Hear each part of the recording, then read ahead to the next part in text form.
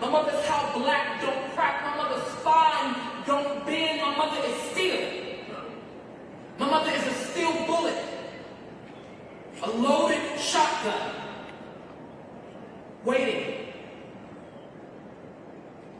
I was going to say good morning, but I guess it is still good afternoon. Again, I'm so excited and honored. I live in Boston, and sometimes, there are like so many different black folks in Boston, right? And the culture is rich, right? But it's nice to be in New Orleans and to be here with y'all, and to I just keep fangirling at every single black woman I see.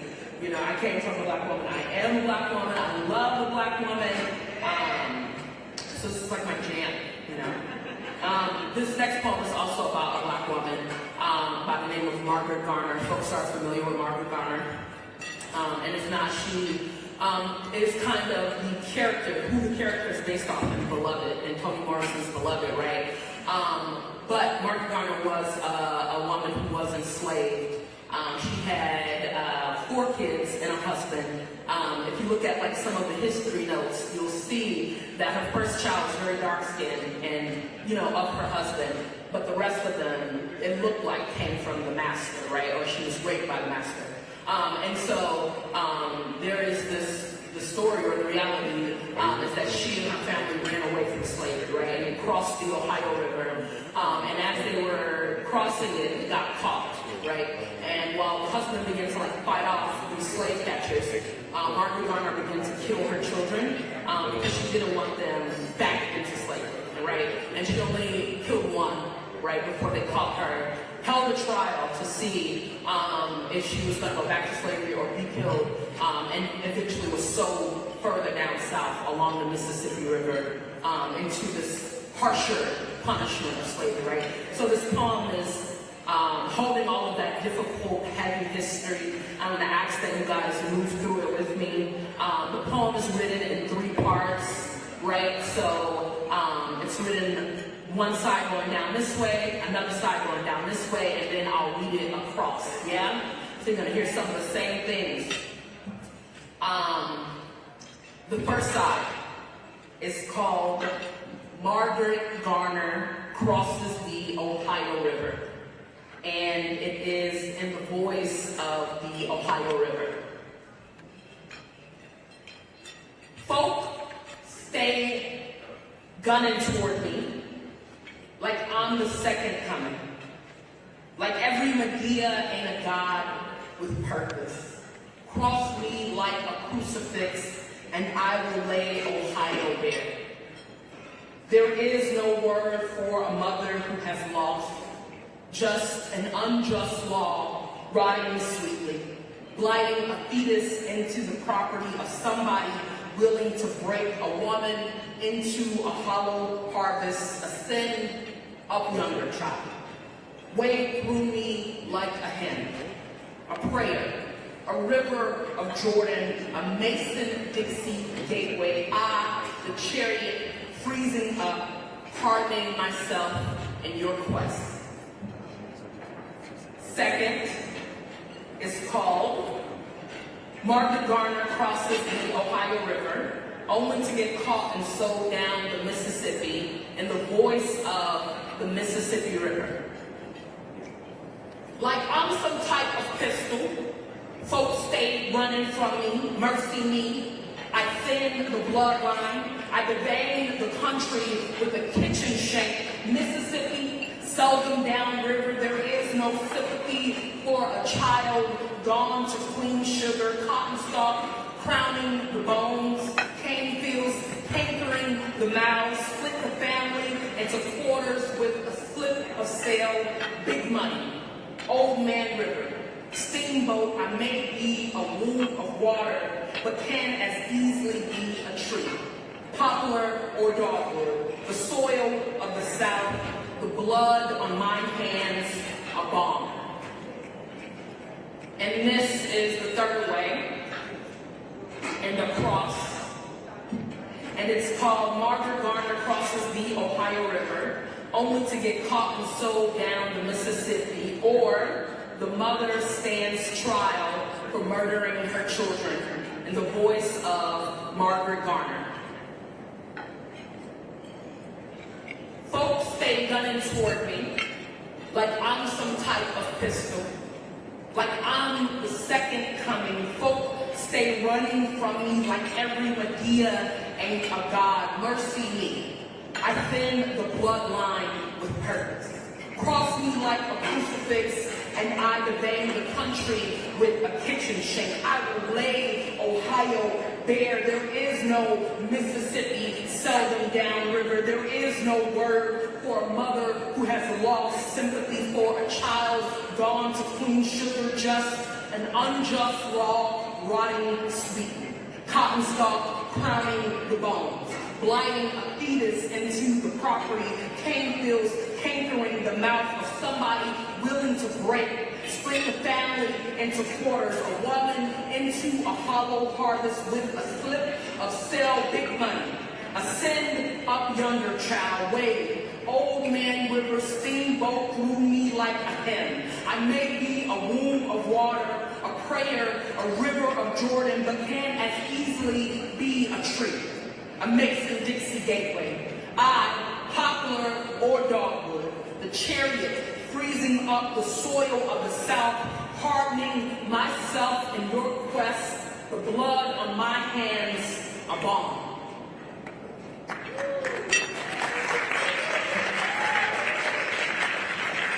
Okay, I know it's hard to put down on forks, so I appreciate those claps, though. Yeah, but I'm just thinking about that in all of the ways when it feels like we don't have power. I think somebody said that earlier, right? Like being oppressed, they make you feel like you don't have power, when the reality is we have it all. And I think about Margaret Garner and the choices she had and how she still, chose to take things into her own hands and to claim her own power and whatever capacities that look like, right? This last poem is also about a Black woman. People know Dorothy Dandridge. Yes, okay, I heard one little woo, I like that. But Dorothy was a famous Black actress, singer. She played Carmen Jones, right? People say she was before her time, but she was before the Civil Rights Movement, right? Which means she didn't get all of the opportunities afforded to her, right? But there's this urban legend, I like to think of it as an urban legend, that says she went to sing in Vegas, right? And she was walking past the pool, and she said, oh my God, I can't wait to get into the water. And they said, we'll have to drain the pool if you get in it, if a Black person gets in it, right? And there's a movie, right, I think Holly Berry plays her, in which she does, in fact, dip her toe into the water. And later on, you can see that they drain the water, right? They drain the water from the pool, and that there are, in fact, Black workers cleaning the pool, right? This poem is an Afrofuturistic reimagination of that story, right? It's the space in which we get to write our own stories and reimagine the future, right? All Adrienne Marie Brown says all organizing is science fiction, right? And I think about the fact that folks wrote a Declaration of Independence, right? They went in the room and wrote this declaration, and now we all are living in it. And what would it mean for us to write our own stories or write the world in which we wanted to live in? This is called Dorothy Dips a Toe into a Pool After Being Warned the Water Would Drain Should a Black Person Swim in It, 1953, Las Vegas. And all at once, without and within, each well of wet everywhere swelled dry. The woman in the shower, shriveling, shaken bare. The cook steaming at the sink's faulty faucet, the rust teeming and dragging itself through pipes. Chalices unfilled, air wilts the face, moisture abandons the flesh, the breath, the girth, water unflows. Reruns away like blood from a wound. The swimming pool, brimming moments ago, now hold mothers who hold babies dry sobbing at its base. Guests at the last frontier lay leisurely. their bodies broiled brittle on the deck. The black spell is the yes cascading over a no. The anti to the anti, all kept from me in spite, shall spite keep from you with force. And in another land, unpromised, the color blue opens and spreads to blanket each eye. Dorothy stands at the water's ledge. Her curls and linen lie loose. Her skin, cool and sweet, sings a song unsang but known. Dorothy, a tall tie, coaxing herself into herself. Dorothy, a good curse, moves into waves wave at her waist. The dancing wet rushes to gather at her hips. She cups the clear in her palms and splashes upward. Dorothy raises her arms in ocean rain, urges the body to name itself religion. Dorothy splatters, and ripples bring forth a sanctum. Each droplet is plenty for the city's south side. Each droplet is plenty for the city's south side. A shower gives itself to the children on 83rd playing at the hydrant. A spray fills the pot of collards on a back burner. Another flows through a school's fountain, once lined with lead. Dorothy swishes water into the sugar breeze and it lingers in air. No one thirsts. Moisture soothes a lonely throat. Dew demands a mother's seeds to grow.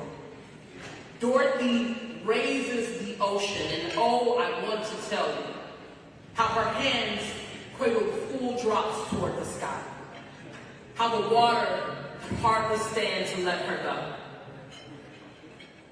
Thank you all so much. I hope you keep in mind that even as they try to keep the water from you, it's yours all along. Thank you so much.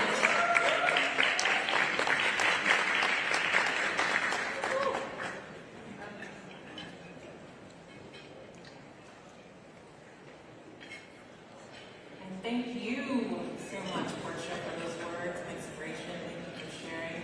I would now like to invite DC Marshall up to the stage from the Black Women's Roundtable for the formal luncheon program that's being hosted by our wonderful friends at the Black Women's Roundtable.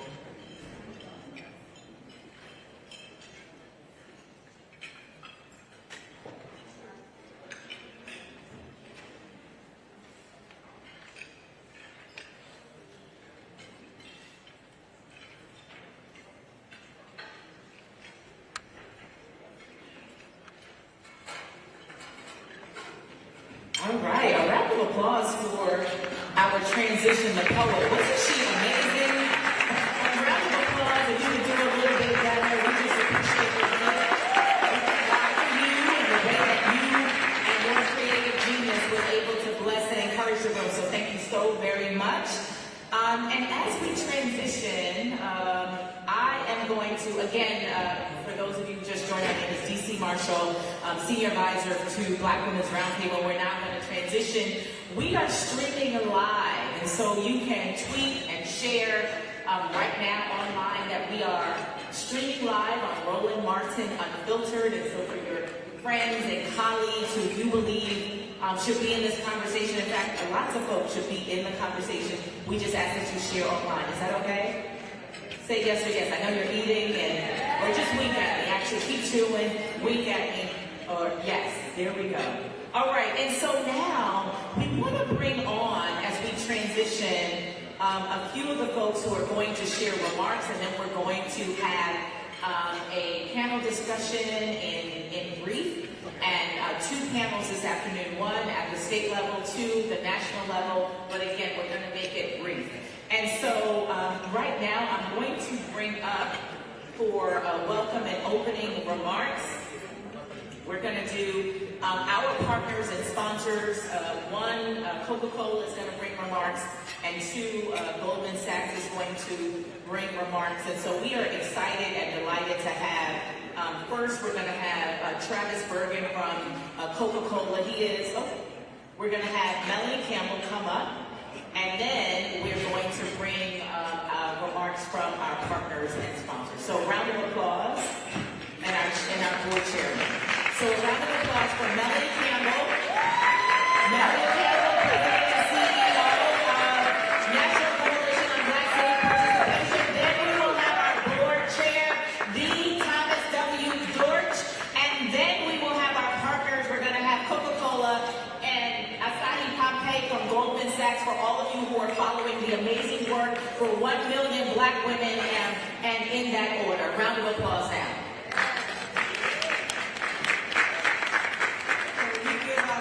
D.C. Marshall, a round of applause. I practice for our license when it comes to teaching. But girlfriends pray, follow D also. You need to have a sister to bring in the spirit and pray. That's my sister. Matter of fact, we're going to need inspiration. So thank you all, those who are watching online, and thank all of you all in this room for just being here in the moment. Yes, we're here, obviously, for Essence Festival in person, live and in person. And it's a party with a purpose, as Tom Jordan always says. And so this purpose is what we're here for today. I want to thank Oxfam for America, Sophia,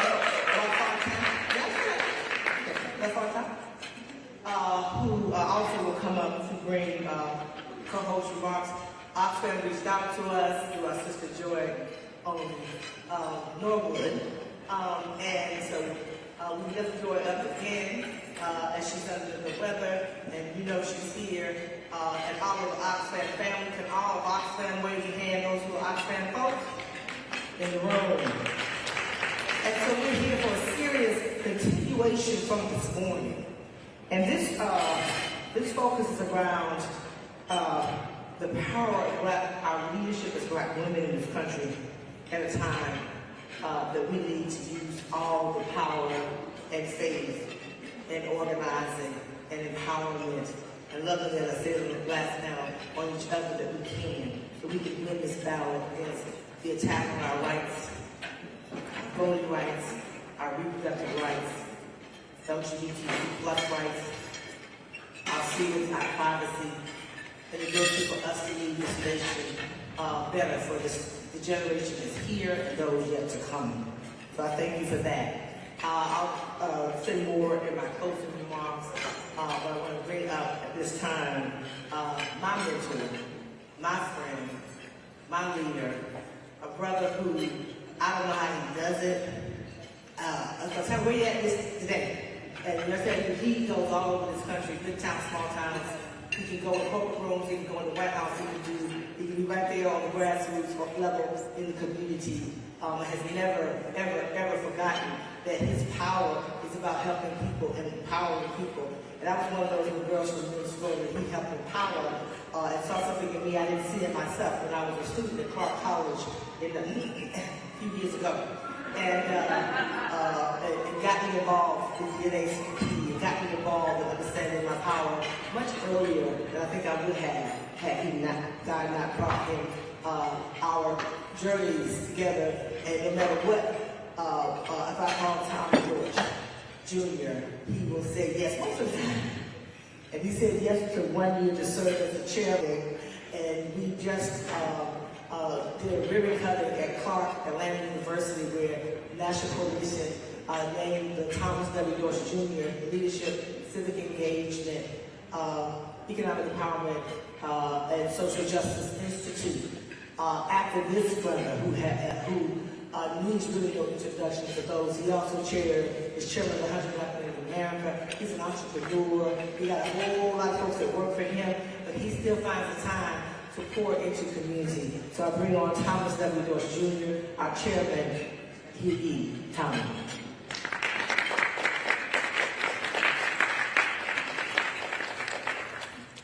Well, good afternoon. I know there's a lot in store for today, but I want to welcome each of you here. I want to, of course, thank our phenomenal corporate partners who been with us over all of this time, and we continue to make a difference in all of our communities and youth. But today is a time of challenge for all of us. While Tom Joyner took it to the next level, it was my sister Susan Taylor who originally said party with purpose. And that's what Essence turned out. What we have to do is remember the purpose and not the party. Right now, we don't have time to party in this nation while democracy is under attack. And we see it over and over again. I'm from Georgia. 54% of all of the people in Georgia are women. 31% African American, 16% Hispanic Latino American, about 2% Asian American. We make up the majority, but it's white men in our state who are afraid of losing that power. They're afraid throughout this nation of losing that power. And so what they're busy doing is trying to ensure that they're going to stay in control over and over and over the decades, and we cannot allow that to happen. So it's up to us. You know, it's amazing. I have 7 granddaughters out of my 14 grandchildren. I turned 72 in April of this year. I grew up during the time of segregation. I never, ever thought I'd see it again in this nation, where people are fighting in terms of keeping all of the citizens of this nation from having access. And if we don't vote, and we keep saying over and over again, if we don't vote this year, if we lose one seat in the Senate, and people forget it, it is a challenge now because we got a couple of folks who are on one party. I'm supposed to be nonpartisan as the chair. I deal with reality. My mom and father told me, know ye the truth, and the truth will set you free. There are a couple of folks who aren't clear about which party they're in. And so while there's a split, almost 50-50 in the Congress and the U.S. Senate, and I worked for the U.S. Senate for 16 years before I got a real job. I started my first company in 1994. But the key thing for us to understand, our challenges are here.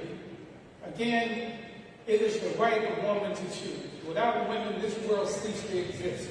And you have to understand that people forget that women, unfortunately, too many women undervalue their value. Because when God, and I'm a proud and serious believer in faith, but when God created woman and man, woman was taken from the side, as the Bible says, not from behind, and we're partners. But at the end of the day, if women weren't here, the world would cease. And we have to understand that. And women have to understand their power. I want all of my granddaughters to be able to live in this nation and succeed and do what it is, whatever it is they choose to do. The same for my grandson. But we have to leave it for the generations to follow a better place. And right now, like never before, I never thought I'd see a president attacking the democracy of this nation. I never thought I'd see folks turn their back on protecting this nation. And so we have to make sure that we vote and we get people who understand government of the people, by the people, and for the people. So we have to make sure not only in these rooms when we partake in these meals, we got to make sure we're all in the streets.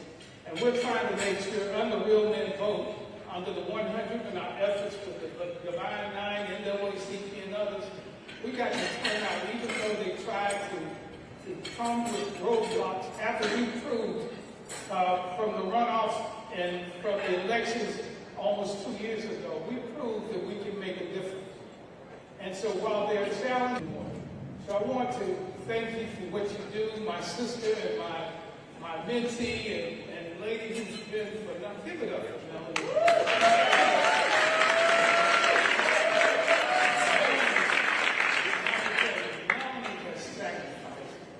So much for our people.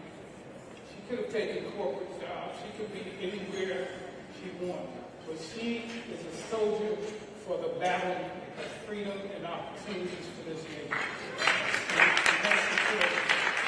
As I prepare to sit down, please, folks, I mean, I know people have gotten comfortable.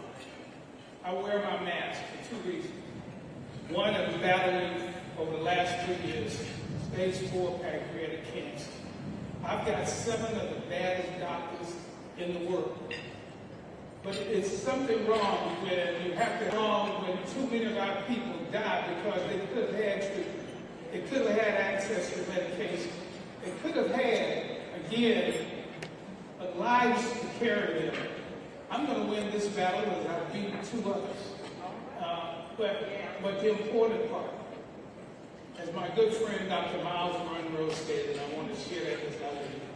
He says the most valuable real estate in the world are the graveyards, where people went to their graves with so much talent, with so many resources, with so much experience, that they went to the grave instead of sharing. And he says we should die empty. Every day I get up, I empty my life for others, so that my grandchildren and children will have people who will look out for them. Just as those with Ambassador Young and Dr. King, and I can go on Zanona Clayton, and we got so many great warriors who have gone, women and men who fought for us to have the right. We can't sleep on these folks. They sacrificed so that we could have what we have today. They're trying to take it away. So with that, let's do more, but wear your mask. There are 110,000 new infections per day of COVID-19. It is not over. It is not over. I've been shot up, I've had both boosters, and if another one comes, I will take it. But I simply say to you, you don't have to die. And because of our preconditions, 2/3 of the people who died have been African American. Wear your mask. It only takes seconds to be infected. I want all of us to live abundant lives. And of course, let's make sure, as us men will, we know women rule the world. Jesus exists.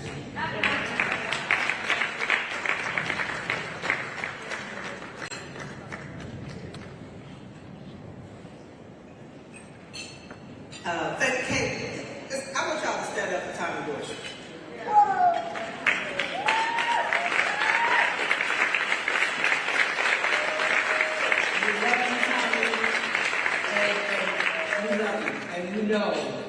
We need to pray and thank you for sharing. And definitely, you don't want it. It's not the flu. I'm going to die from the first one. Now, again, these issues will go ahead and reintroduce Travis Berger, Director of Community Marketing of the Coca-Cola Company. Coca-Cola has been an awesome partner for the Black Roundtable. Thank you for joining us. Following him, Sophia LaFontaine, Senior Advisor, Alliance and Strategic Partnerships. Following her will be Asagi Pompeo, Partner Global, Head of Corporate Engagement, Goldman Sachs, and President Goldman Sachs Foundation. And she will talk about 1 Million Black Women Initiative, which I'm blessed to be an advisor of, as they continue to invest in Black women $10 billion over the next 10 years.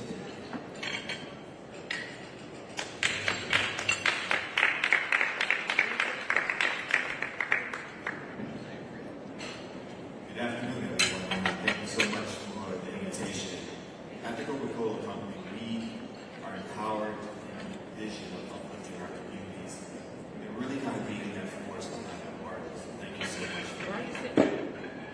It's one of those things where we take great pride in our partnership. We that steadfastness forward. And it's a testament to your organization that we're standing together almost 20 years, right?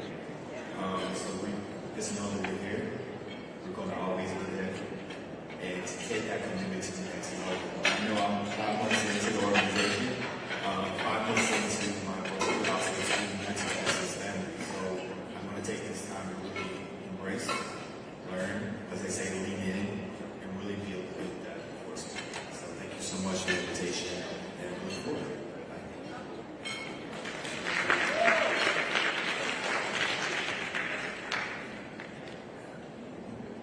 Good afternoon.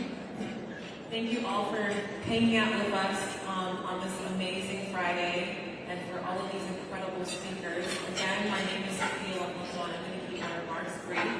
First, I want to say hi, Mom. Thank you for watching from Shreveport, Louisiana. And I just want to say it's just been an honor and a pleasure for an organization like Oxfam to partner with the Black Women's Roundtable, Mississippi Black Women's Roundtable, Women's in Progress, etc. We really do believe that those that are closest to the issue should be leading the way. And so it's just been an incredible experience to be able to help bring this event to life. And I look forward to hopefully more events like this in the future. So thank you so much for staying with us for the rest of the afternoon.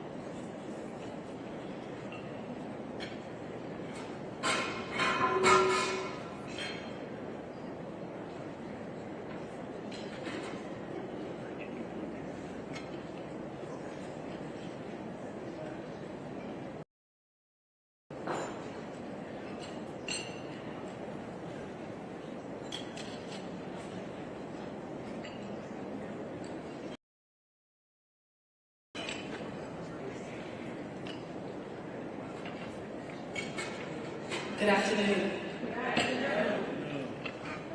Just like moons and like suns, with the certainty of tides, just like hope springing high, still I rise. Bringing the gifts that my ancestors gave, I am the dream and the hope of the slave. I rise, I rise, I rise. I know that we all agree when I say that Melanie is a national treasure. And it gives me great pleasure to be here with her and each of you. As Tommy said a few minutes ago, she is a soldier in the battle for freedom of our country. I'm going to make my remarks short and transparent. I'm Asahi Pompey. I'm a lawyer. I've worked at Goldman Sachs for 17 years. And I've risen through the ranks there to be the most senior Black person at the bank.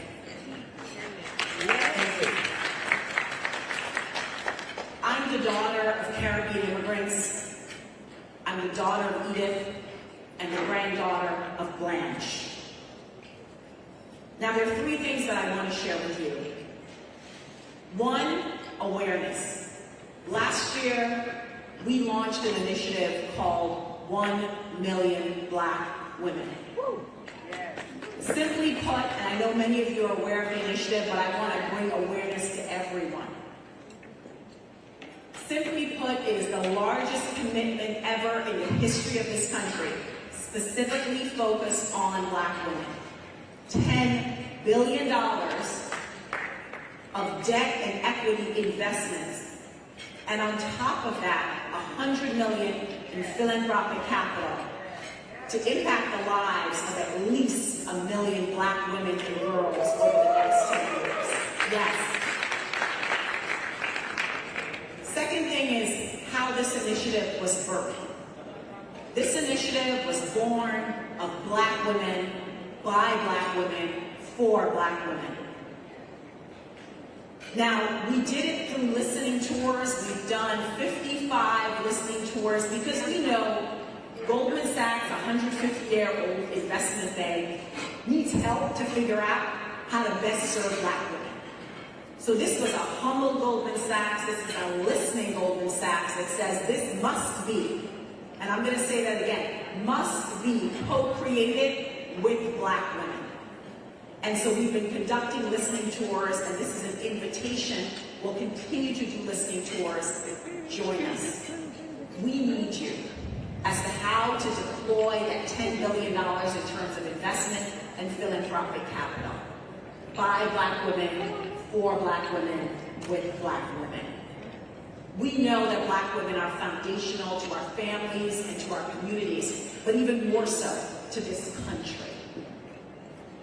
The last thing is, we also know that none of this would be possible without our voting rights and without a fair and democratic system to operate in. So we are privileged to have the mighty Melanie with us on the advisory council of 1 Million Black Women. So together, out of the huts of history's shame, we rise. Up from the past that's rooted in pain, we rise. Join 1 Million Black Women. I thank you very much.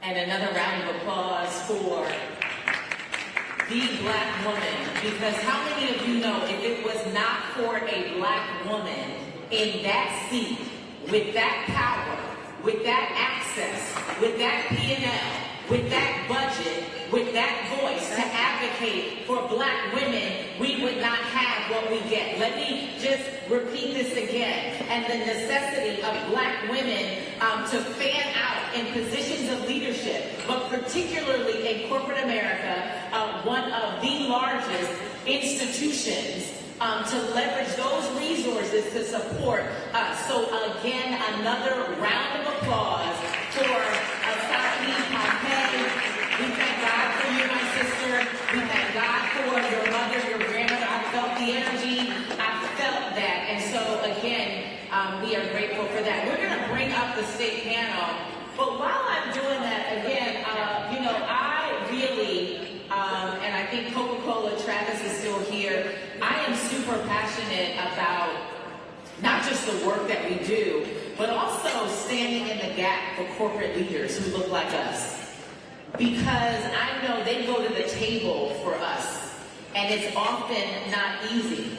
And so keep them in your thoughts and in your prayers that while we vote people into office to advocate for us, we also shall hold space for those who are also in corporate positions to make sure that the resources continue to support folks who look like us. Does that make sense? Say yes or yes? Yes. All right, yes and yes. And so now, without further ado, I am going to bring up the state panel, and I want to welcome you all to this discussion. A very timely discussion, a continuation of what we talked about and some of what you heard this morning. So I want to welcome you to the Black Women Leaders Power Table Talk number 1. And I'm going to have them introduce themselves and really just connect the dots from the conversation that we started this morning. So a round of applause for Helen Butler, Luana Brown, Olivia Duncan, Letitia, actually Tamika Ramsey, the Honorable Sheila Tyson, Anaya Vines, Cassandra, and Stephanie Williams. Round of applause. And so, who you are seeing here on the stage is an extension of the Black Women's Roundtable and the leaders on the ground. And so what we're going to talk about today is really connecting the dots. Our theme is our bodies and our votes. And so we really want to hear from these state leaders. We want to hear from them what their thoughts and their insights and their views are on the ground, because they have a very unique perspective. We need them on the ground. And so the conversation and the question that I'm going to ask to the leaders on the stage is really about, if you think about where we are right now, we are really in a conversation about the state of Black women mid-year, midterm. Yes or yes? The state of women at right? The state of black women in particular, mid-year, midterm. Yes or yes? It's the state of black women, mid-year, midterm, right? The state of us. And so the question and the insight that we are looking to hear from you, this illustrious panel, is really three things.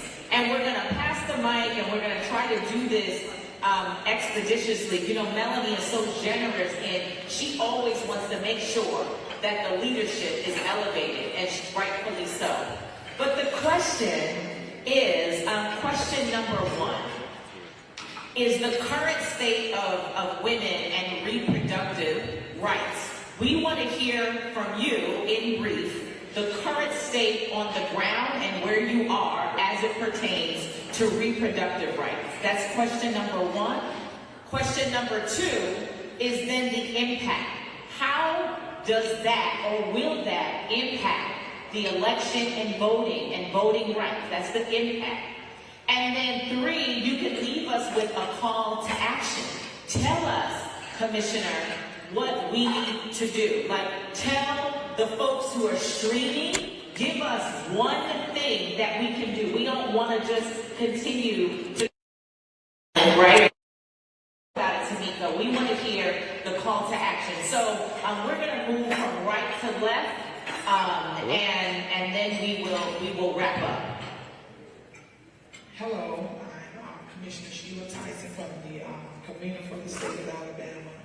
And I want you to fully understand that this is about power, it's about the grounding of this country, and everything is on the table. Every right that a woman has. They're not only attacking women, they're going to come at the LGBTQ, they're going to come at your voting rights. This is nothing but a setup to test us to actually see, are we going to do anything? They are going to see that they divide us enough to where they can stop us from moving on anything. So you are looking at what's on the table, your children's future, your grandkids' future is on the table. But one thing about this that we can get out of, that doing this at this time, right before the midterm election, is a positive. That means that they have showed you women that they have no respect for you. They do not value your opinion. They do not value your vote.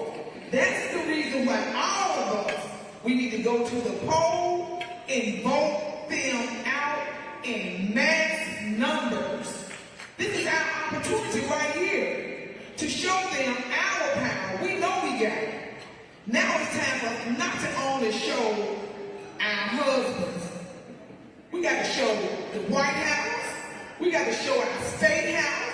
We got to show our City Hall. We got to show down to the constable.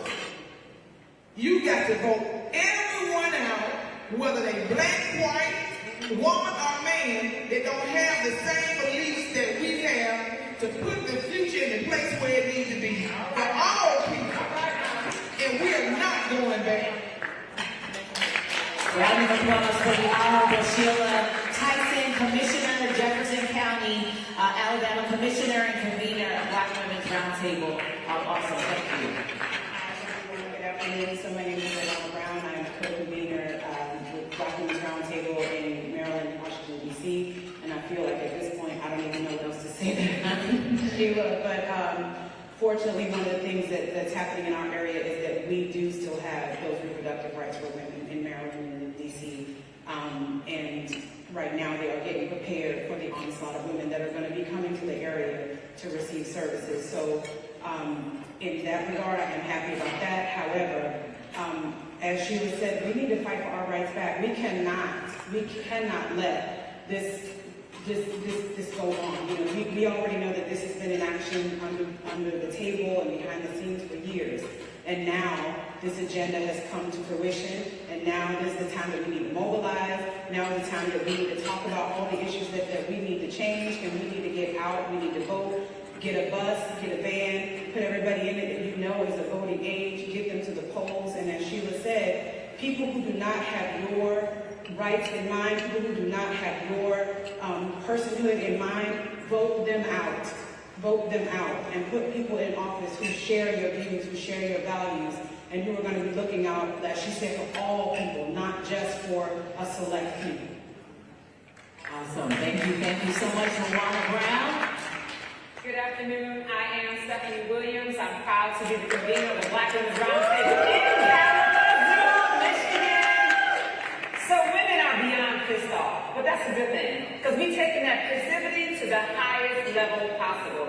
Number one, we're taking care of ourselves. With everything, DC, that's going on, we want to be mentally, spiritually, and ready for the fight, secure and sound. So we're really taking care of ourselves with coaching, with counseling, looking at issues of trauma, so that we can have our folks ready when it comes to mobilizing, strategizing, organizing, running for office, and actually helping the candidates that we care about run for office as well. So we're really looking at how do we maintain longevity for Black women in our community, especially through our resilience, being able to pivot, whether it's in a pandemic or even a recession where jobs are not as plenty and payful as we would want them to be, and then taking those issues like we're sitting at the kitchen table and making it real for us. Those discussions that we're having, changing the narrative about how this truly impacts Black women, our families, our households, our men in our communities, especially when it comes to healthcare access, and how we can counteract all of that through the ballot box. So in short, we're building power.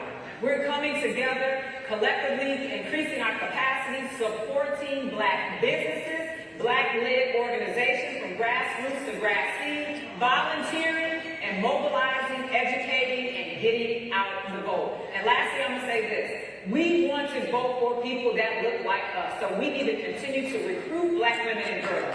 Get them ready for office. Train them on how to run campaigns. Learn how to collect the data and use that so we have the science so we can continue to win. Because when we win, they push back, we vibrate higher, we keep winning and winning and winning. Wow, all right. Round of applause for Stephanie Williams, convener, Kalamazoo.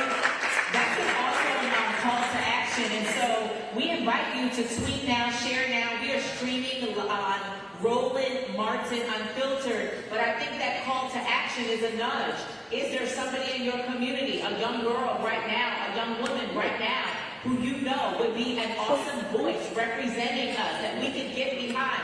We have already lined up behind the commissioner's campaign, and she hadn't even identified that she was running. But like we need, you know, it's always the strong sister, the strong woman in the room to encourage each other. Hey, you run, we will line up behind you. And so we're going to continue with this panel and the discussion. We're going to move over to none other than Tamika Ramsey. So introduce yourself, my sister. Good afternoon. My name is Tamika Ramsey. I am the convener for Black Women's Roundtable, Eastern Michigan. Black women have not had body autonomy since we set foot on this land. Wow. We were told who to sleep with, what babies to have, what to do with our bodies. We had no choice. And in 1972, the Supreme Court gave us some of that.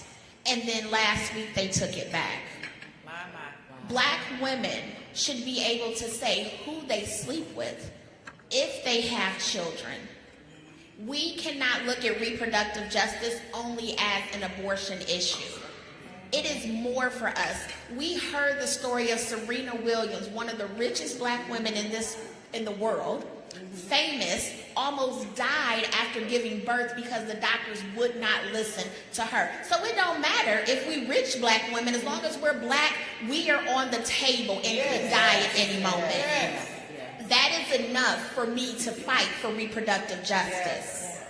I need to be able, my daughter needs to be able to have a child and survive, or not have a child and still have a good quality of health that Black women in this country have not been able to have.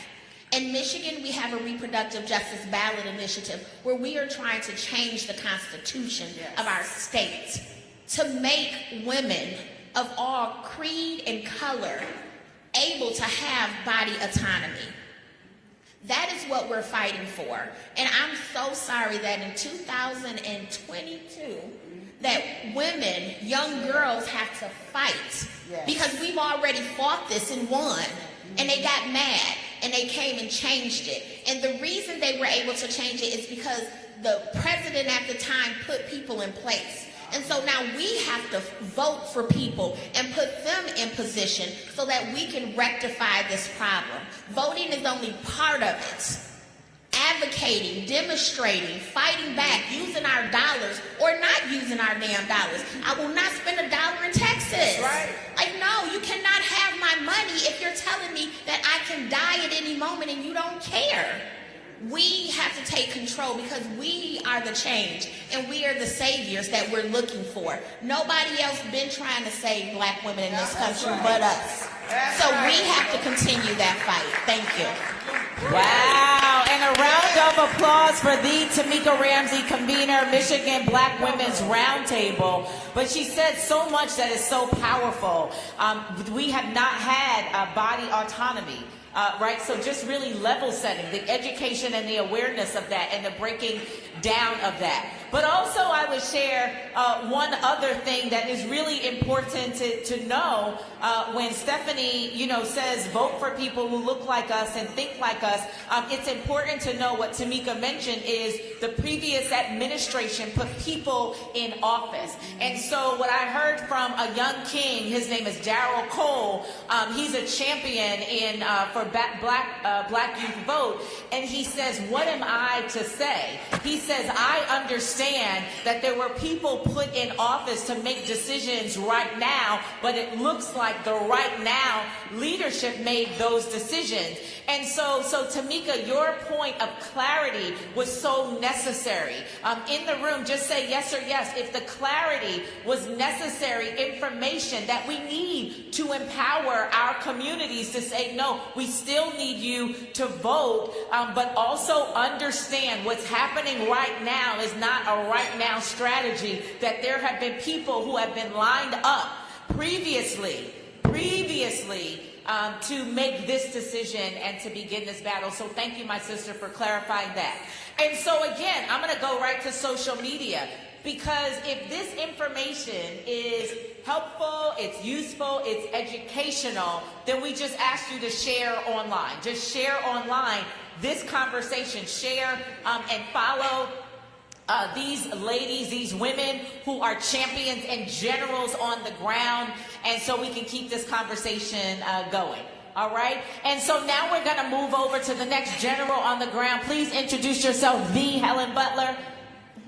Well, thank you, Dee. What can I say? It's all been said. I'm Helen Butler, convener of the Georgia Black Women's Roundtable.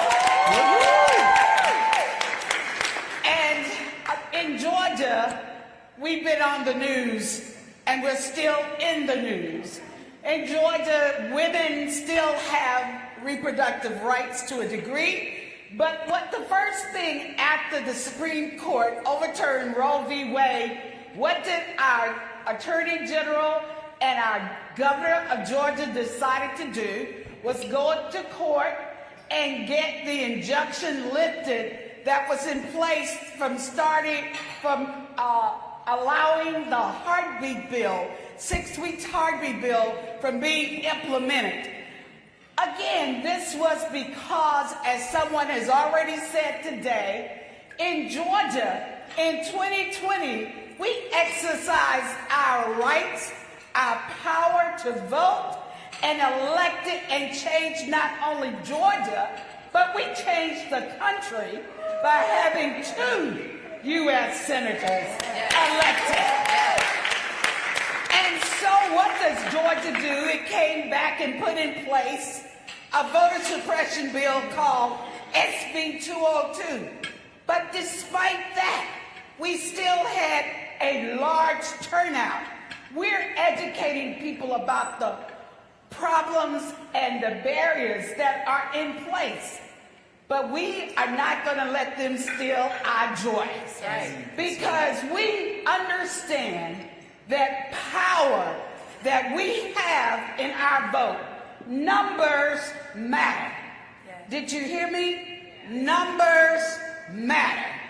So if we turn out in massive numbers, we can overturn all of these barriers that they're trying to put in place. So we've got to be good stewards. Someone said earlier in the panel that we must act 365 days a year.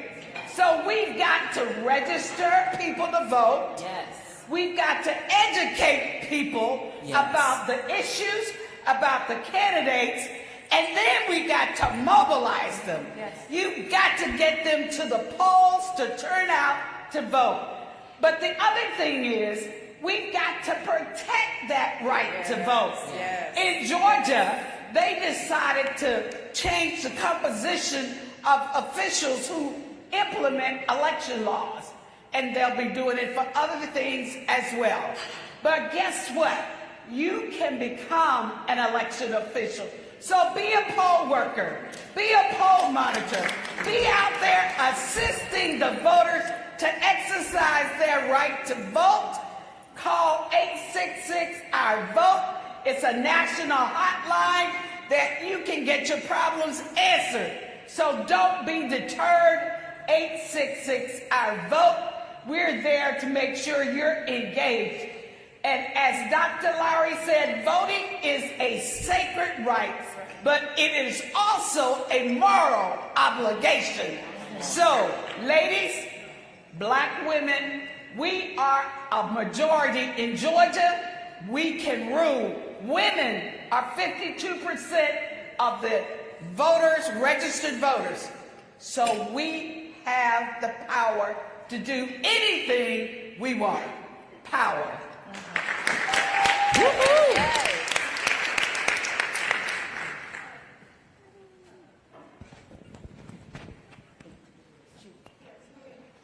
And none other, that was the Helen Butler, convener, Georgia Black Women's Roundtable. Thank you so much, Helen. We're going to move to the back. Hello, I am Olivia Duncan. I am an organizer for Georgia Stand Up, and I just want to say, first and foremost, thank you, Ms. Campbell. Thank you, Black Women's Roundtable, and Black Youth Vote for allowing myself and my sister Anaya to take up this space and not only be educated but amplify the voices of the Black youth. In Georgia, like Ms. Butler said, it's not doing well. We've been experiencing voter suppression since 2019, since 2018, since 2020, since 2021, and now again in 2022. The college students have been experiencing this since my freshman year when we were trying to vote for Stacey Abrams, and we did everything to mobilize and organize and get to the polls, and we got to the polls and they said that we're at the wrong polls. Then there were issues at the polls, and it's the polling times have closed and we missed it. So it's time for us to change that. Same with reproductive justice. The heartbeat bill was signed back in 2019, and here it is back again in our faces, and it's time for that to change. It's time to vote these people out. I know that this can be discouraging for the youth to want to go vote when we see that these people are still not making decisions in our favor, but it's time for us to step up and bridge the gap and educate ourselves and encourage ourselves to go and make these changes. Black Youth Vote. Hello, everyone. Hi. If everyone can repeat after me, it is our duty to fight for our freedom. It is our duty to fight for our freedom. It is our duty to win. It is our duty to win. We must love each other and support each other. We must love each other and support each other. We have nothing to lose but our chains. We have nothing to lose but our chains. Thank you. That's a segment of the But hello, everyone. My name is Anaya Vines. I am a graduate of Howard University. I am also the founder of a nonprofit organization called the Live Movement National HBCU Coalition, standing on the foundation that we must live for those who have died. Shout out to Miss Melanie, shout out to Black Women's Roundtable, to Georgia Stand Up, Miss Deborah Scott. Thank you so much, and of course, Black Youth Vote. Action item that I would say for those of my generation and those that are coming after me, just because the Roe v. Wade might not directly affect your state does not mean it does not affect you. Yes. When one woman's rights is affected, all women's rights are affected. Yes. That means that they do not look at us, women, as people. Our human rights are being affected. So I believe since 1972, behind the scenes, there has been active movement so that here, at the time of 2022, Roe v. Wade is overturned. They have not stopped. So we cannot stop. Yes. Our generation cannot stop. Yes. Our leaders cannot stop. Particularly our black students cannot stop. I look at HBCUs and I see a plethora of opportunities because you have one space in which black students, when men and women come together and they are at an age where they can vote. Yes. That is a prime opportunity to mobilize. So my organization focuses on training for mobilization on campus and off campus. These are prime opportunities. So I believe that if we focus on mobilizing students in particular and just uplifting HBCU students for doing that, I feel like there will definitely be a push in the voting polls. And also, just to be completely frank, and I was thinking, should I really say this, but a lot of people don't understand, especially those that overturned Roe v. Wade. Just because that's been overturned, that does not mean abortions are going to stop. Let's be completely honest, especially black women. We know there are various ways of aborting children, but Roe v. Wade being overturned means that the path to a healthy way of abortion is not available for us anymore. So let's please just support one another. Though, again, it might not be affecting your direct state, does not mean it affects you. If our rights are under attack, we must stand up and fight back because no one's going to fight for us but us. And that was the Anaya Vines. We are so grateful for you, organizer of the Live Movement and BYV, Howard University, HU. Oh, come on, sis, you did that. And so we are grateful for you, and Miss Olivia Duncan, organizer as well, Georgia Stand Up, BYV. Thank you so very much. And so much has been said, but while we have a few remaining moments, I want to give the floor to you all, the leaders, in terms of what has not been said that needs to be said as it pertains to our bodies and our votes and taking your hands off our bodies and our votes. What hasn't been said that needs to be said in terms of impact on the midterm election, and the call to action is really important. So with our final few minutes, anyone who wants to chime in, go right ahead. Yes, I think that we need to talk to white women. Just lay it on the table. Because they married to the ones that's actually passing these bills. You're going to tell me that your daughters, all of their lives is at stake, but you have no control and no power in your own home? You can't tell me that. Start closing those bedroom doors. And your legs while you're at it. What? And then open your mouth and tell them that they are not going to treat women like this. Because that bill affects your life whether you believe it or not.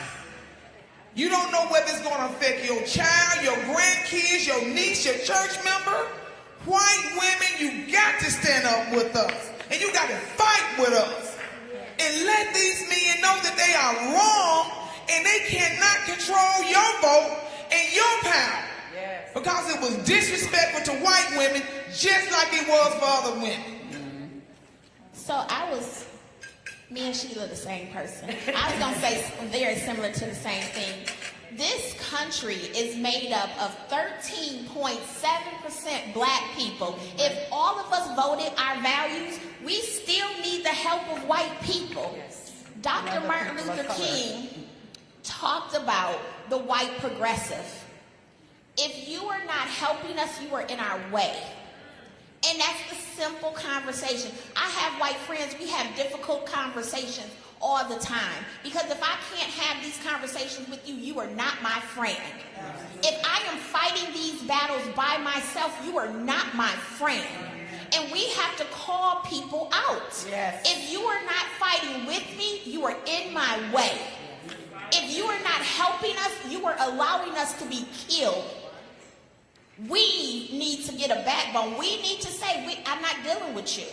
And be okay with that. And then support the ones who want to learn, right? Because this cannot be the suffrage movement all over again. It cannot be we working together as women until white women get what they want and then they leave black women behind. Black women not going for that shit no more. And I've been trying not to cuss. We just not doing that no more. So we have to start having those difficult conversations. That white coworker that came up to you in tears when Roe v. Wade, girl, how your mama vote? Did she vote for Trump? Did she vote? Let's have those conversations because that's how we are truly going to move this country forward, right there. All right. Powerful, powerful, and we needed that. We needed the conversation to open up, and it's not going to be a comfortable conversation. So I'm grateful for these leaders here. And as we wrap up, I'm going to say, because this is a room live of us, right, women.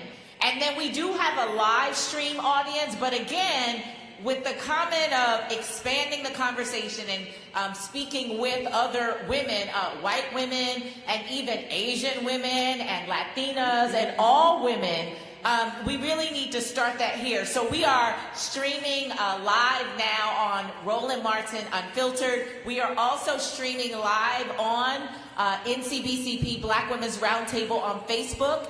And so we want to ask you right now, again, to share online.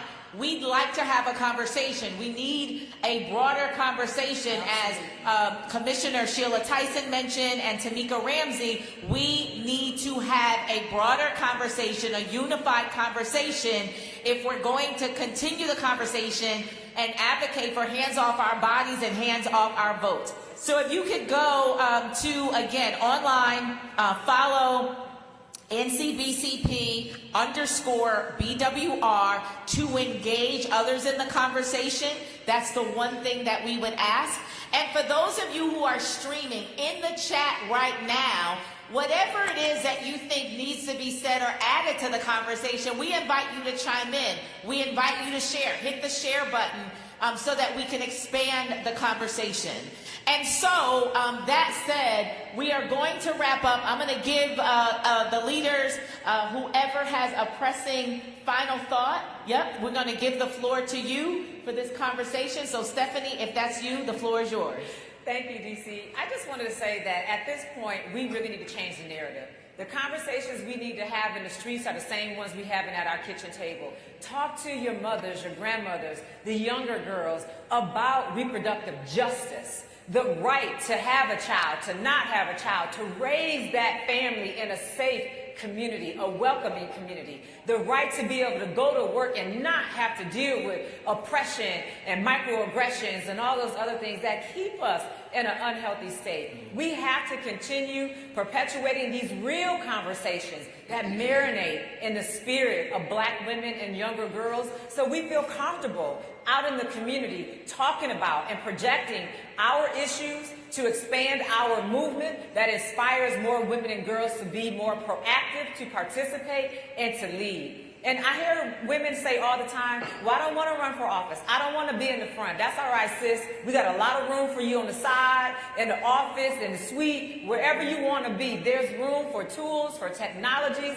for folks who can do research, who can write grants, who can help write, speeches, do social media. There is work for everybody to do. And this fight is ours because it's about power. It's about Black women and girls and our power, maintaining what we have and building on what we have to look forward in the future. It's about supporting Black entrepreneurs, Black businesses locally and globally, making sure that we're expanding the power of our money, of our dollars, and making sure that we're maintaining home ownership, make sure that we are growing capacity. So I just want to say that don't be afraid to have these conversations in the streets.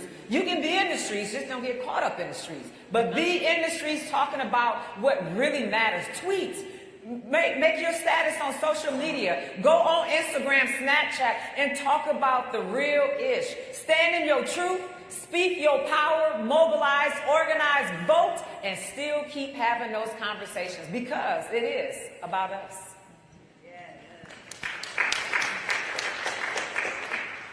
I would also say, I'm very loud. You guys can hear me. No, we're streaming. No, we're streaming. We're gonna ask you, to wrap it, and then we're gonna transition. Right. Awesome. I would say to those, especially around my age, please, please, please educate yourself. Don't just think that scrolling on social media on your TL, that means you are updated on everything women's rights. That is not the case. If we want to adequately fight for us and for women in particular, black women specifically, we need to know what we're fighting against. We need to know the history of women's rights. We need to understand that at the front of every revolution, there has always been black women. We have been the foundation. We have been the backbone of every major change in America, even before the creation of America. It has been us. So making sure that we educate ourselves, don't take just whatever anyone says to us as bond, but making sure that everything that we have in our brains, we are doing the research to make sure that we are actually making change for our people. So please, please, please educate yourself, not just social media, but let's type up some stuff, let's do some research and get the job done. Awesome. A round of applause for this amazing panel.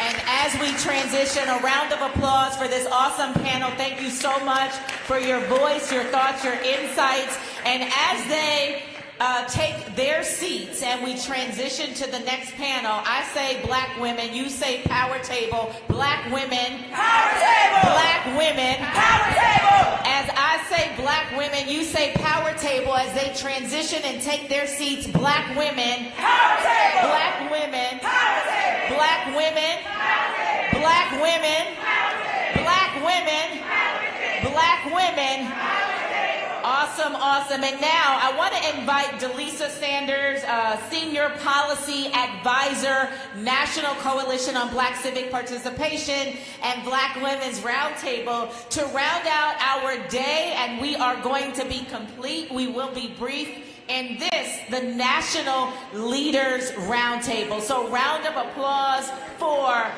Dr. Delisa Sanders. Hey, y'all.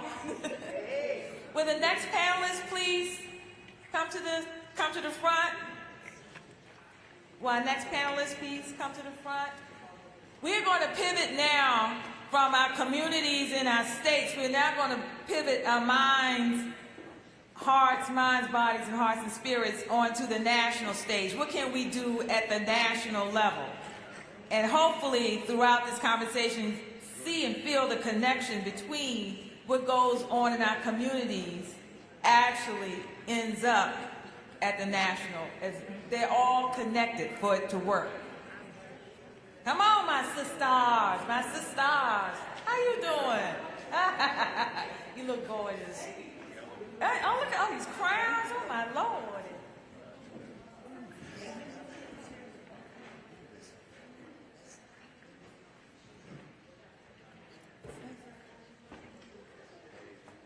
Okay.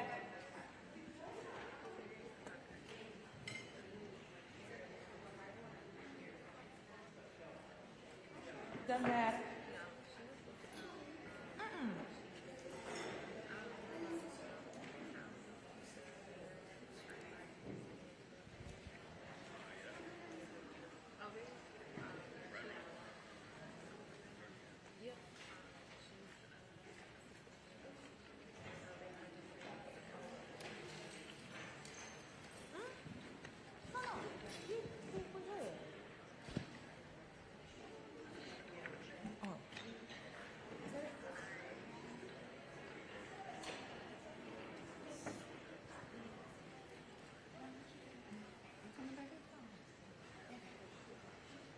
Ready?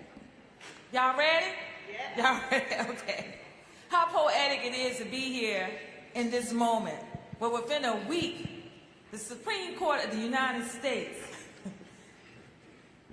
made decisions that are rolling back the clock on our federal protections, on our rights and our freedoms. How poetic that we just witnessed history in Judge Ketanji Brown Jackson becoming the first Black Supreme Court justice.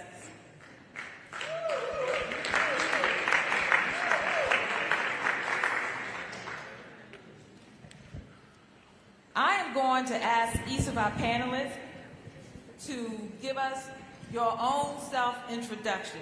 which includes your name and your organization, but something very powerful and impactful that you would like to share with us. This is what happens when you sit in the first seat. Hello, y'all. My name is Nervese Flint. I am the Senior Director of Black Leadership and Engagement at Planned Parenthood Federation of America. We are the largest healthcare provider in terms of reproductive and sexual health, not only in the U.S., but the world. And what was the second part of that question? Or it was just the introduction? Okay. All right. So I'm here. I'm happy to hear. I come out of Los Angeles, California. I use she, her pronouns. Been a long time into the reproductive justice movement, and so really excited and also heartbroken to talk about where we are today. So, thank you, Delisa. I am Felicia Davis. I am the proud convener of the Clayton County, Georgia Black Women's Roundtable, the county in Georgia that put a new crew in position. And I am also the founder of the HBCU Green Fund, where I work to green Black colleges. And I am so pleased to be here, learning now that the future is indeed Black, and climate change is real. And so as we talk about the quartet and move forward in terms of these Supreme Court decisions, there's one that I will particularly lean into. And so with that, I will pass the mic. Thank you. I hope everybody can hear me. I'm Jocelyn Fry, and I'm the president of the National Partnership for Women and Families in Washington, D.C. And it's a privilege to be here with all of you. Thank you, Melanie, for your leadership in convening us. Thank you, Delisa, and your work. And the National Partnership is a 51-year-old women's organization, and I am its third president. I'm its first Black woman president. Yes. And it's exciting to be here, and we work on a range of issues. But you asked us to introduce ourselves, and I think in many ways the most important thing for you to know about me is that I am the daughter of Lily and Kenneth Fry. Mm-hmm. You may not know them, and they have now gone on to their makers, but that tells you as much as you need to know about me. They were both, they grew up in segregation. They both moved to Washington. They became federal government workers, and they sacrificed enormously to give me every opportunity. I am most assuredly sitting here with you today because of that. I'm going to places and being in spaces that they never thought that certainly they would be or that I would be. So I carry that legacy proudly, and I think in many ways that's the most important thing to know about how I got here. Thank you. Peace and blessings, everybody. My name is, well, first giving honor to the beautiful Black women in this room. I'm really grateful to be in this space. Thank you, Melanie, always for creating these opportunities for Black women to gather in such a powerful way. But my name is Monica Simpson. I'm the Executive Director of Sister Song. We are the National Reproductive Justice Collective for Women of Color, good folks. Yes. About me, so I am a country girl born and raised in rural North Carolina, and I have been organizing and doing work in the South my entire life. I am a fine-ass auntie. I take that very seriously. I love being an auntie. And I am also a proud Black lesbian. Happy Pride. We just wrapped up Pride Month. I think that's very important. That's important, the identity of who I am and how I do the work that I do. And I am a true lover of Black folks. And I do this work because my love for Black folks runs so deep. And so, yeah, it's just an honor to be on this panel with all these beautiful folks, and I'm excited to get in this conversation. All right. Now, I want to examine things again from the national stage. And again, keeping in mind that with the Supreme Court, some of the decisions around our reproductive rights, impacting our voting rights, and it ruled that the Environmental Protection Agency can't protect the environment. That's like, what? Okay, so on the national stage, we're always looking at U.S. Congress, right? And we're also looking at the midterm elections. What can Congress and the Biden-Harris administration do right now to protect our rights, in spite of what just happened? Well, I'm happy to start. I'm sure other people will weigh in. You know, I think there's no mincing words that what the Supreme Court did was devastating, and intentionally so. And you can't sort of eliminate a right and not have a powerful effect. That being said, there are things the administration can do. Now we're hearing about states that want to restrict the right to travel. The administration can be clear, and I think the Department of Justice has spoken about the importance of making sure that people know that they have a right to travel. This is a constitutionally protected right. Nobody should believe that they cannot travel from one jurisdiction to another, and they should make that clear with every state. The other issue that comes up is that people, I think, have a sometimes outdated notion of abortion and abortion care. There are a range of ways to access abortion, including through medications, and it is important to have that access preserved. Again, the Department of Justice has already spoken up and said that if people want to utilize different medications that are FDA approved, that they have the right to access those medications through the mail, and they're willing to stand up for those protections. That's really important. You know, I think that there are other implications around access to contraception and just other health care services. There are some requirements under the Affordable Care Act, and even under Medicaid and people's ability to access those sorts of services. So I think that the administration can do a lot to speak up on that, but I also think that they just have to be bold and unequivocal that this is a ruling that cannot stand. Right. Like we should not accept it as anything but a politically driven effort to deny women and people who give birth their rights. And they need to be bold and loud and consistent in saying, we will fight it. We will fight it at every place we can, because it is unacceptable and it is inconsistent with what we know about the Constitution and our rights generally. But that's where they can start.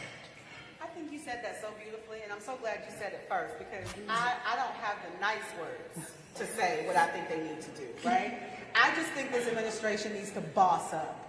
Like that's what they need to do. They need to stop playing this little pitter-patter game and actually take off the gloves and do the work, right? So yes, we have our role to play. I know we're going to talk about voting and the power of that, and all of that's important. But if we don't have folks who are willing to stand in the ways that we need them to, unapologetically, by any means necessary kind of attitude, then why are you in this office, right? I don't understand. So I think I'm coming with, I appreciate those who can put it with this, give us the right things to say, and I lean on these folks right here. Because I'm ready to say, get off your asses and actually do the work that you were put in your position to do.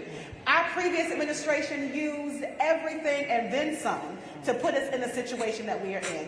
Why are we not doing the same thing? And not trying to say we're trying to be like the opposition, but it is important for our people to use their power that they have to the fullest extent of that and do that thing for real, y'all. So I think I'm coming with a lot of fire today, in case y'all haven't noticed. But I'm ready for them to boss up. Anything else?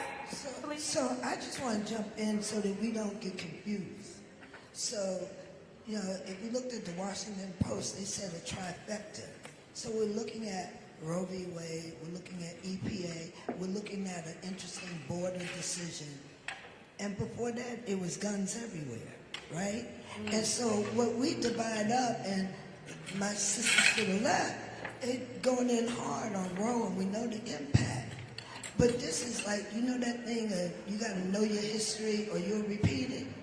This folks. That's right. There's a bunch of folks that always have an agenda with a very, very few. So I want some white folks to understand, look, you weren't included either.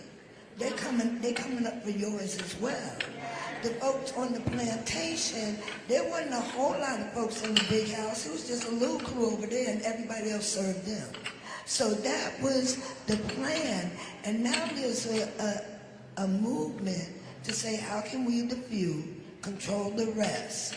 And everybody, so the only way that can happen is if some of us work on road, and some of us work on the environment, and some of us work on that, and we miss the bigger picture. And then the other thing is our numbers. They got black folks in the mindset that we like 13%. I travel, and everywhere I go, there's black people. Everywhere. I go to South America, there's black people. I go to Africa, there's a lot more black people. I go to Europe, there's plenty of black folks. So the issue and what time it is, we have to understand that we got to make the leap forward. We can't do what we've done. And we have to set an agenda for these young people that enables them to reach for the future.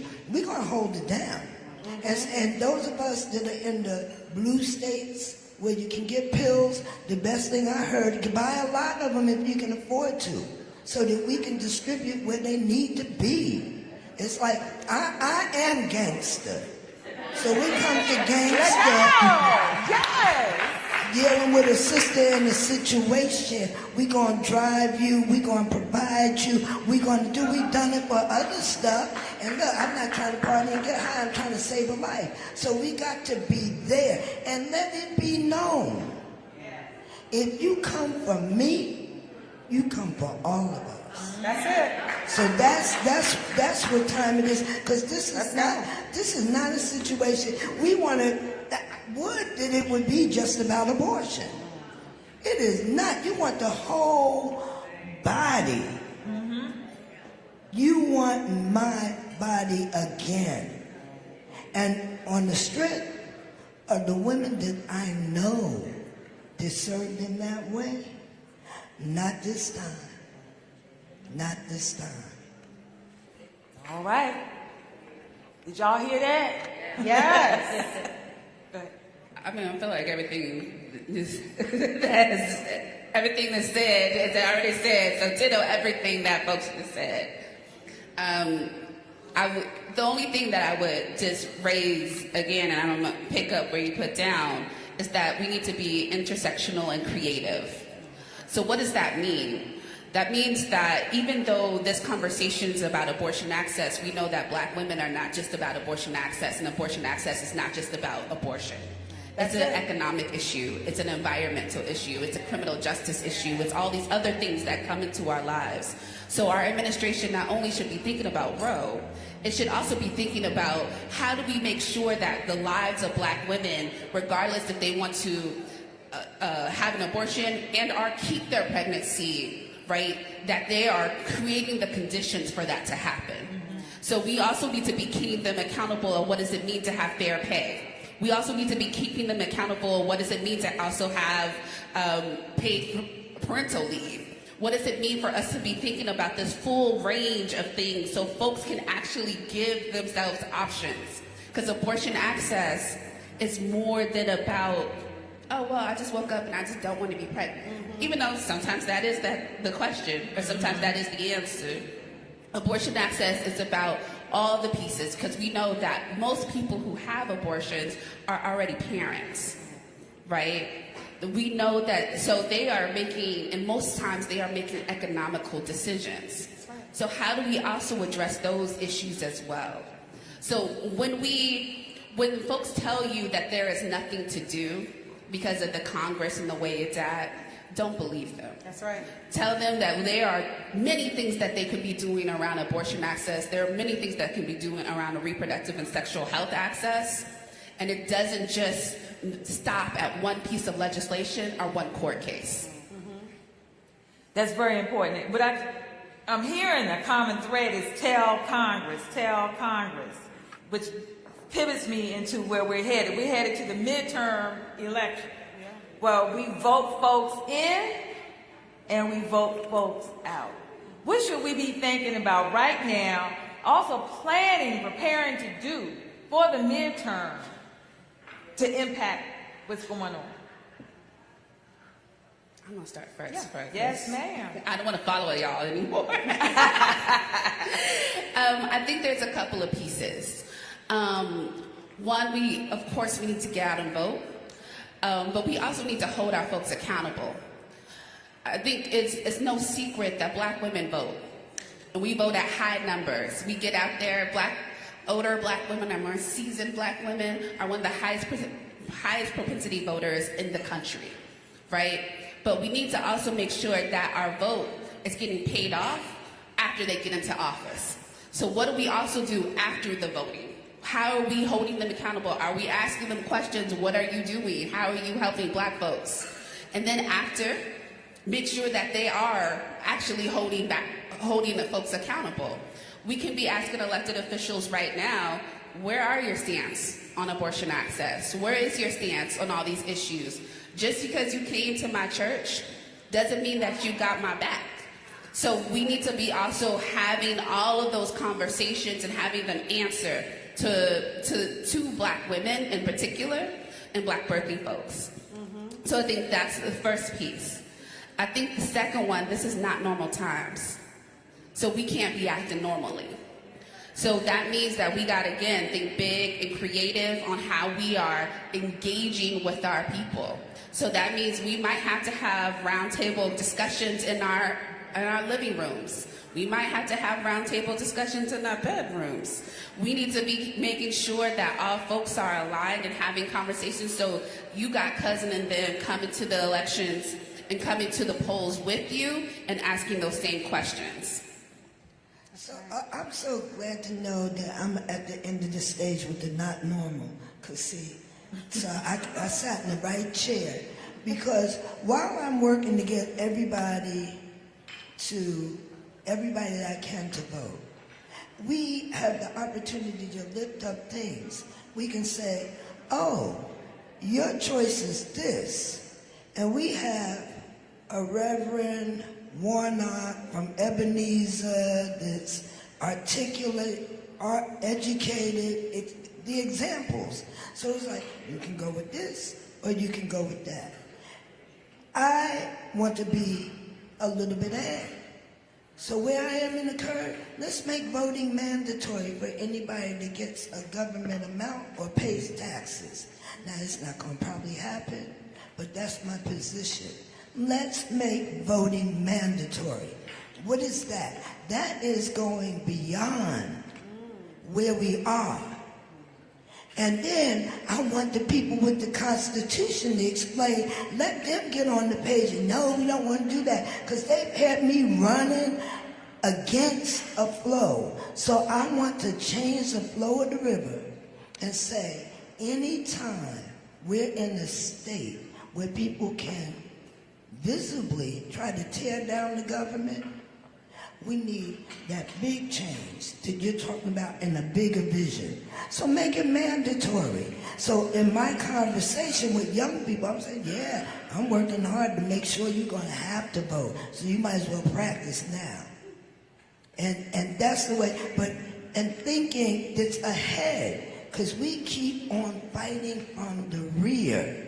While people, and any time we win, folks start shooting. So we have to have an analysis that deals with all white men wanting to have it all for themselves only. And a strategy that, yes, we get our community to turn out because we show the example. What we pick is better than what others pick. And we move from there. Now I have the challenge of following you. I completely agree with what they have said. I think what I would say to anybody, in addition to obviously vote and why that's important, is that all of the issues that we work on are connected to each other. It is not just about your issue. And we have to get out of the mindset that as long as I have what I want or I have my issue protected, that I'm not affected. That's not true. And we have to be clear that even though the conversation at the moment is about abortion and abortion access because of the Roe decision, that is not the only reason why they fought on Roe. That was not the only reason that they stacked the Supreme Court. This is a conversation about power and about control. If you look at the decision from Justice Alito, he tries to dress it up, but he talks very little about women. Doesn't say much about all the issues that we care about, doesn't say anything about that. Tries to just say, this is just a little bit about abortion. We're not going to touch all these other issues. And it's a deceptive ruse to make us try to not understand that what this is really about is just putting the power in the hands of a handful of people in the states, mostly white men, who are against all of our issues, right? The same people who are pushing anti-abortion restrictions are pushing anti-climate restrictions. They're pushing ACA restrictions. They're pushing, all the anti-voting. This is about power. And the way that you push back on that is that you leverage your own power, right? They're fighting so hard because they see the writing on the wall, right? Our numbers, whatever people say our numbers are, they know that if we work together and we collaborate and we don't pay attention to their narrative and just fight, we will win, right? Like that's part of what happened in Georgia. So I think that it's important for us to vote and understand that we work together, we move together, that if one person gets left behind, then that's not satisfactory, because next time it could be us. And we have to understand what the fight is about. The fight is about control and power, right? It's not just about singular issues. It's really about who gets to control our bodies, right? Like who gets to control how we live, how we breathe. That's what the fight is about, so we have to be clear about that. And I think if we are clear about that, if we get out of our silos and we work together, we can accomplish meaningful change. So for the midterms, you seem to amplify our issues, to be very clear about it and why we're voting, and also to connect with others and have a thread between us instead of these separate. Absolutely, and that we have to work together. Right, like I may not work on climate issues, but I understand we need to work together. I may need to be in a state that I'm not normally in and work on that issue, because at the end of the day, it is part and parcel of the same problem. Right. That's a good point, especially at the national level, because we all want our name and that's it. Yep. Go ahead. No, that's so real. I really appreciate you saying that, because, I know that we're having like this national conversation, and it's like we are these national organizations that have, name recognition and like the ability to like really reach, lots of folks like in one thing. And I think it's important for us as national organizations, and this is something we try to do very intentionally at Sister Song, to not move our voice without making sure that our members, our folks that we're working with at the state level, that they are actually moving that agenda for us, right? Mm-hmm. And so we're not moving our own agenda. It's like we are doing everything possible to have that direct connection to folks on the ground, so that when we're bringing out messaging, when we're talking about different things, it's not just coming from us, but it's coming from the folks who are most impacted and most directly connected to the issue. So I just think that's important to name as like national organizations. Not to have that fly-in approach to just say we're showing up, but it's like how are we really building those relationships with folks on the ground to then be able to really influence and impact the way that we do the work. And I think everything that my sisters just said about like why this midterm election is so important is on point. And I think that one thing that's really exciting about this time for me when I think about what's going to go down with this election season is that for once, they can't ignore this question around sexual and reproductive health and bodily autonomy. It is going to be impossible for any person looking and seeking office to get on a platform and not have to have their stance clear, right? They can't dance around this issue anymore because of what has happened with this decision. And so I think that is going to give us some clear indications on where people's values are and where they lie, and I think that is going to help us as we start to think about what candidates that we need to like really move forward in leadership and the ones that we don't. So that's one opportunity that I see, that I just wanted to add to everything that my sisters have already just said. Okay, and we've just had someone join us full of joy, yes, grace and beauty. I'm asking you to do a self-introduction. Yeah. And we're talking about, we're looking at things on a federal level, on a national level. Yes. And after you introduce yourself to everyone, help us understand what we should be doing with Congress right now. What more can Congress be doing right now, given all of the, in particular, the recent Supreme Court decisions? Yeah. And the Biden-Harris administration, they have power right now. Right. So my name is Joy Cheney, and I bring you greetings always on behalf of forever Mayor of New Orleans, Marc Morial. Just left him, that's why I'm running a smidge late, and I apologize. Thank you for your graciousness. I run the Washington Bureau, so I had the policy and the advocacy arm of the National Urban League, and it's my privilege always to join you here. With my sisters on the stage, we're always doing stuff together. So, you know, in terms of what Congress should be doing, they got to get rid of the filibuster. And so you might say, well, what does that have to do with abortion? What does that have to do with voting rights? It has everything to do with it. And it also has to do with what Jocelyn was saying a few minutes ago. This is really about a minority population, a minority group, trying to make sure that they can counteract and that they are using the levers of power in Congress, in the courts, the Electoral College, to make sure that even with a minority of votes and minority of people, that they can control. It's modern day apartheid. And we have to recognize what's going on. It doesn't really matter the topic, it matters to us. It matters to the people who are going to be influenced. But to them, it's all one and the same. And the first people who were identifying this as a through line were Black women. We've been saying, guys, something else is going on here. This isn't about abortion alone. This isn't about voting rights alone. This isn't about gay marriage alone. This is about states' rights. This is about trying to control, a minority trying to control what the majority does. And so we have a filibuster that means that even though we have a majority of people in Congress, we have to have a supermajority, 60 people. Where in any other place do you need 60 people to move things forward?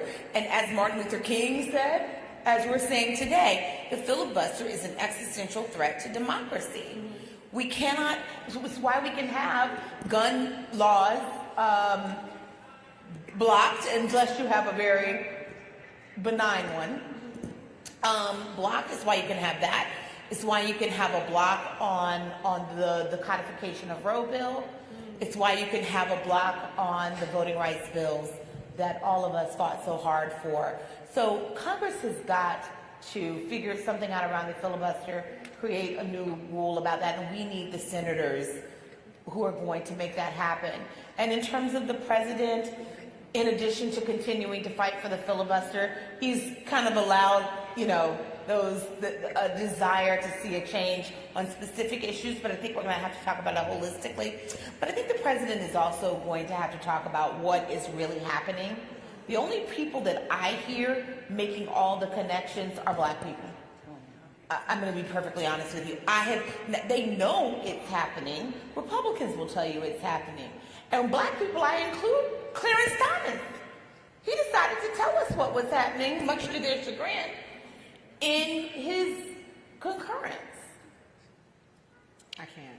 I know. And it's crazy. Black people of all stripes are just telling the truth about what's happening. We need the President of the United States to claim it and to talk about it, what's really going on, and that this is almost a modern civil war. Boss up. So we need to have a talk. We need to have a talk with the president. Yeah, it's not just about each individual issue. That can divide us, because on any given topic, but an elected issue is just about... It's about the overarching strategy that's at play here. I think talking is so great. It just hit me right now. Like, I think we got to talk to the president. We got to talk to these people. And there's a piece of me, like, I'm trying to bring my most authentic self into this conversation with you all today, that's tired of talking. Like, what is that thing that we are actually going to do? Right? And so when you brought in this notion of like the modern day apartheid, right? Like, I really appreciate you saying that, because I think that we're going to have to start looking to our global partners and how they have had to handle like those you know, those authorities that were over them, and how they've had to like really do that collective work and build that collective power to actually make the change happen from movements, from people. Like we can't, of course, the Supreme Court has showed us that the courts ain't gonna save us. We have everything showing us that the people who are in power are hands are tied behind their backs. They're not saving us. So the movement and the power is going to come from the people. And so I also just wanted to bring that energy into this conversation, that we're not going to win this fight by policy alone. Mm-hmm. We're not going to win this fight by voting alone. We're going to have to put that people power behind it and that movement building power behind it so that they can actually know that we are for real. And you cannot deny the power of the people. Like when you see that en masse, when you see that collectively, there's no denying that. And we've seen the pictures globally of when there are millions of people in the street together, right? Advocating against a thing or trying to move a thing. And that has literally changed entire governmental structures in global countries. We have to think about what that means in the United States of America too. I agree. Street heat. That's what I call it. Street heat. Come on. We need a lot more street heat. But you asked about Biden and Harris. And my mind is sitting here thinking, what could Joe Biden do? And I'm stuck. So I'm going to park that one. But I do think that Vice President Kamala Harris can show up hard as a sister, right? She can show up as a sister, which is I understand what I'm asking, right? Because the journey there is that you kind of subdue or suppress that a bit. But in this particular moment where I said, they're coming from my babies, they're coming from my bodies, and they've been coming from my brothers, right? So at this moment, I think if she were to step forward, just as a black, South Asian, but black woman, that's what she could do for all of us. Because we understood first time out why we couldn't exactly have that, because you have to be for everybody. But now we understand if we're for ourselves, that's the first step in being for everybody, because anything else is disingenuous on some level. So right now, I'm thinking about, how can I work in a manner that builds more space for her to do that? Because I think in that moment that could galvanize a power that we possess. And when we say do something, part of that doing, sister, we got to be quiet about it. Because we've been announcing. We're going to march, and announcing we're going to do stuff. And then, people can meet you there. But so we have to do some analysis. But if our sister would show up, if I was to send a message to the White House, I don't know what Joe could do, right? He doesn't strike me like that, but I think she could. There we go. What we're hearing, we need to show up. We need to make sure that our voices are heard. We need to be very clear, look people straight in the eye. We voted you in, we can vote you out. And that we mobilize. We mobilize and we keep making noise and demand and we fight back. We just can't. I agree. That's basically the sentiment that we have. I want to close on a high note, a really nice note. I would like to know in one word what you felt when you witnessed Judge Ketanji Brown Jackson being sworn in as the first black woman on the Supreme Court of the United States. Just one word that expresses how you felt in that historic moment. You want me to start? Yeah, go ahead, Joy. You've asked this question before. She's a great moderator. She always asks this. Is good. I think the last time you asked this, yes, ma'am. But you know what I'm going to say today? Relieved. I feel like, look, we know that she's not going to solve all problems. It's not possible. And she won't agree with every one of us in every way that we want. But I'm relieved because I know that someone, not only qualified, competent, but compassionate and authentic and sort of just in command of her craft is in the court. Yeah. And who is there about the Constitution, right? And about the American people, and not on some ideological bent. And so I am relieved that at least she understands the assignment.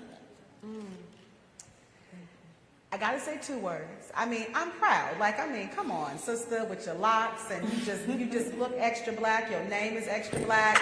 Everything about that is exciting to me, right? Like, super proud. Like, go you. And the other word is bittersweet. Because time and time again, black women are put in these positions to have to hold the moral high ground, to have to, you know, put all of our energy into like being in the midst in the sea of white supremacy, trying to make change. And I just want to hug this sister. I want to make sure that she knows that she is being hugged and loved on by as many black women as possible, because what she is being asked to do right now is not fair. It's not. Right? And so, yes, proud. I'm going to put my fists in the air and do all the things to celebrate this amazing, historic accomplishment. And I know what she is asked to do and where she is asked to sit and how she is asked to do it should not be what black women should have to deal with in the United States of America. Yet we are continuously putting our bodies, putting our minds, putting our communities, putting everything on the line just for our own freedom and liberation. And we've been doing that for decades. And I'm tired of that having to be our narrative. So I'm going to hold on to the proud, but I'm just going to acknowledge the bittersweetness of that too. You know, I would say hopeful, because I think that even in the midst of all of the challenges that we confront, I can still hold on to the fact that this brilliant black woman is now seated on a court where she had every right to be. She was hands down the most qualified person, one of the most qualified nominees ever. Absolutely. She's more qualified, quite frankly, than some of the people she'll be seated with, right? And she stands on the shoulder of a legacy of black women who should have preceded her. So even in the midst of all of the things that people are doing to take away our power, you know, I remain hopeful because there she is, and that's important, and it's a glimmer of hope. And we need to hold on to that hope, because there's so much that people are doing to try to take away those opportunities. And her presence there is important for us, but it's important for all the people and young people who will come behind. So for me, you know, I'm hopeful, and it just gives, you know, a little bit of joy. Absolutely. One word. So my one word would be blessed, because I lived to see it. And then for me, like, I share in it. It's just like that, you know, people say, I am Ketanji. I've been rolling around ever since. Like, I really am Ketanji. And I can't wait for Keisha to get there with her. And then little Jamal gonna come on in, and we're gonna really turn it around. So I am feeling really, really validated, because I walk around saying the reason why we struggle so hard is because we are the best and the brightest, period. I mean, yes. Best and the brightest, period. And the best and the brightest are given assignments, because what other group of people could have carried the assignment? I'm saying globally, the assignment. I mean, from South Central to South Africa, we carried the assignment, and we tried to bring humanity up and forward. And Ketanji has got it. She is the hope of the nation. Without that, we're going to need another constitution. I'm working on that. Anybody interested? We get over in the small room later on. But because sometimes you can't repair a document if you weren't included at the beginning. Because I was never, 3/5. I was 6/5. well. Close us out. I was like, dang, again. After everybody was so great. You got this, my baby. So brilliant. I think I want to I'm going to ditto the hopefulness. I think this is because although I am saddened that Black girl magic has to exist in the sense of we have to be resilient in ways that is sometimes extraordinary, right? And the toll that it takes on us. But I am a deep believer in it. And I know even though it's just one person, but that one person, I believe in the power of Black women, and that one person, even though it's not going to radically change the court, to have that voice in there, to have representation in there, to have somebody who can bring voice to the natural hair conversation or whatever we need to have a conversation is hopeful for me. And that it will send a message, and it does send a message to a whole bunch of generation of folks to say, I think I can be there too. Well said, well said. Yeah.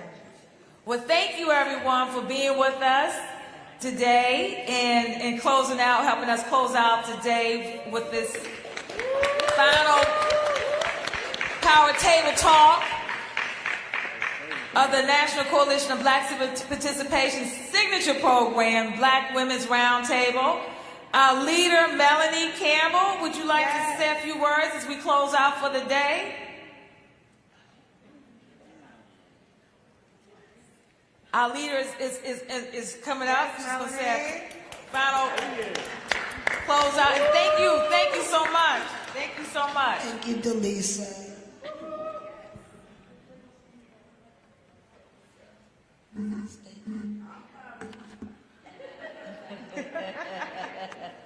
Can we give our sister Dr. Lisa Saunders a round of applause?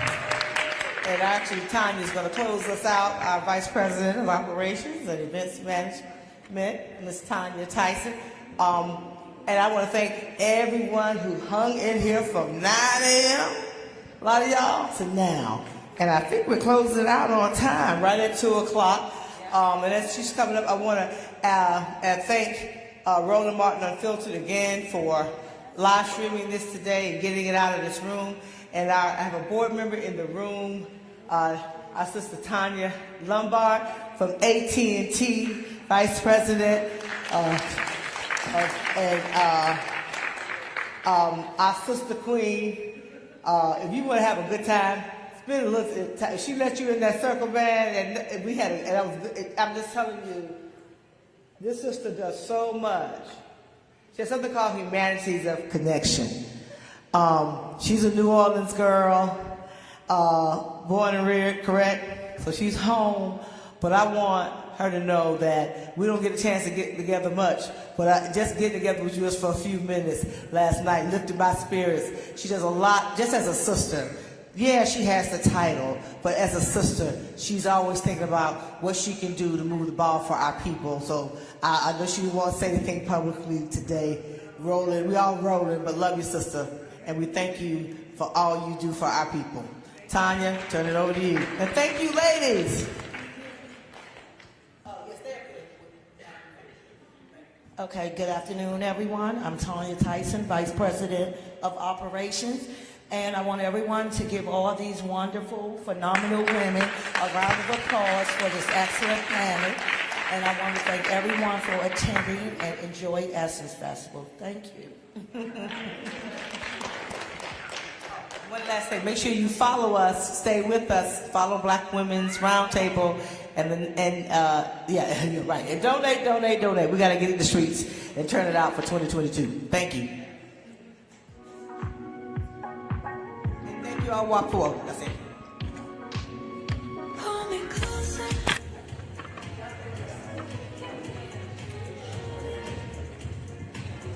So we're gonna do a few interviews real quick. We're gonna do a few interviews real quick. Okay. Over there.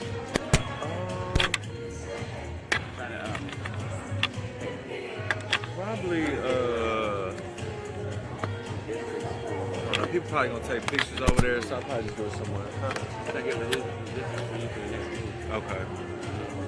We may do a setup on this conference room.